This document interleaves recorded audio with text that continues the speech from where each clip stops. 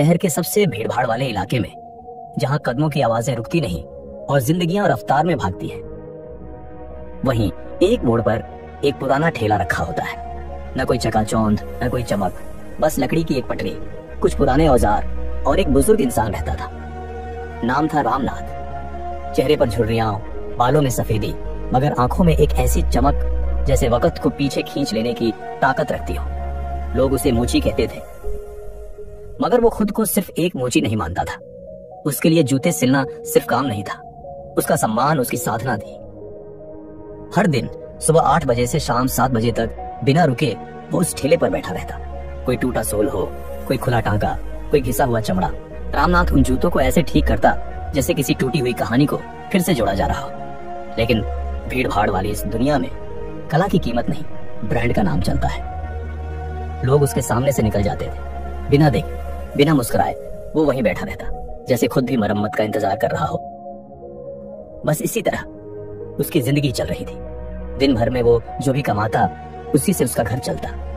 उसके घर में सिर्फ 2 लोग ही थे, रामनाथ और उसकी पत्नी। रोज की तरह रामनाथ अपना काम कर रहा था।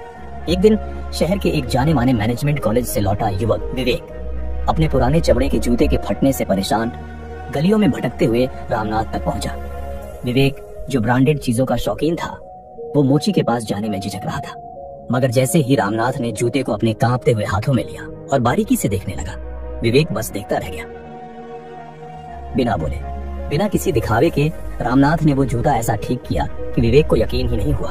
और फिर वो वाक्य जो रामनाथ ने बोला, अब ये जूता फिर से तुम्हारे साथ चलेगा, जैसे नया दोस्त मिल गया हो। यही वाक्य विवेक के दिल में उतर गया। उस दिन के बाद विवेक रोज आने लगा, कभी बिना जूते के, बस रामनाथ से बात करने। उसे एहसास हुआ कि इस बूढ़े इंसान के पास जिंदगी की वो किताब है जो स्कूलों में नहीं पढ़ाई जाती।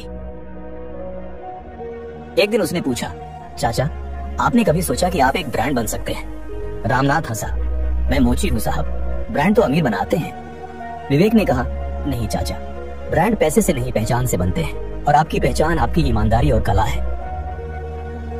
उस दिन के बाद सब कुछ बदल गया। विवेक ने रामनाथ के काम को एक नाम दिया, राम शूज। उसने सोशल मीडिया पर रामनाथ के काम की तस्वीरें पोस्ट करनी शुरू की। पहले तो लोगों ने मजाक उड़ाया, और फिर धीरे धीरे लोग आने लगे। हर जूते की मरम्मत के साथ रामनाथ अब एक छोटी सी चाय, एक पंक्ति की बात और एक मुस्कान देता। लोग कहते, आज जूते नहीं, मन ठीक करवा के जा रहे हैं। एक दिन एक बुजुर्ग महिला आई। उसके पति के जूते की सिलाई खुल गई थी, जो अब इस दुनिया में नहीं थे। रामनाथ ने वो जूते इतना प्यार से ठीक किया कि महिला रो पड़ी। बोली, ऐसा लगा जैसे वो जूता नहीं, उनकी यादों की मरम्मत कर दी आपने। उसी दिन विवेक ने फैसला किया, अब राम शूज सिर्फ एक मरम्मत सेवा नहीं, एक अनुभव होगा। 3 महीने में रैम शूज की इंस्टाग्राम प्रोफाइल पर 10,000 फॉलोअर्स हो गए। लोग वीडियो बनाकर शेयर करते, रैम शूज एक मूवमेंट बन गया। अब हर जोड़े जूते के साथ रामनाथ एक छोटी सी पर्ची देता, जिस पर लिखा होता, हर टूटी चीज को फेंकना नहीं होता, कभी कभी मरम्मत ही असली प्यार होती है। रामनाथ अब मशहूर हो गया था, पर वो आज भी वहीं बैठता था, उसी ठेले पर, उसी सादगी में। फर्क सिर्फ इतना था कि अब लोग उसके पास भीख नहीं, भरोसा लेने आते थे। उसकी दुकान अब एक फोटो पॉइंट बन गई थी। स्कूल के बच्चे प्रोजेक्ट बनाने आते, कॉलेज के लड़के इंटरव्यू लेते और बड़े व्यापारी सलाम करने। फिर एक दिन मीडिया चैनल का इंटरव्यू आया। रामनाथ से पूछा गया, आपने इतना सब कैसे किया? उसने बस मुस्कुराकर कहा, पहले मैं टूटी चीजों को जोड़ता था, अब मैं टूटी उम्मीदों को सीता हूं। फर्क इतना ही है। आज राम शूज एक कंपनी बन चुकी है, जिसमें कई ट्रेन किए गए कारीगर हैं, मगर हर नए कारीगर को पहले 1 महीना रामनाथ के साथ बिताना पड़ता है, न सिर्फ सिलाई सीखने के लिए, बल्कि ये समझने के लिए कि इंसान को कैसे जोड़ा जाता है। राम शूज का एक ही मकसद है, मरम्मत के जरिए इज्जत लौटाना। क्योंकि जब किसी गरीब का टूटा जूता फिर से चलने लगता है, तो सिर्फ पैर नहीं चलते, सपने भी आगे बढ़ते हैं। और इस पूरी कहानी में सबसे खास बात यह है कि रामनाथ ने कभी ये सब प्लान नहीं किया था।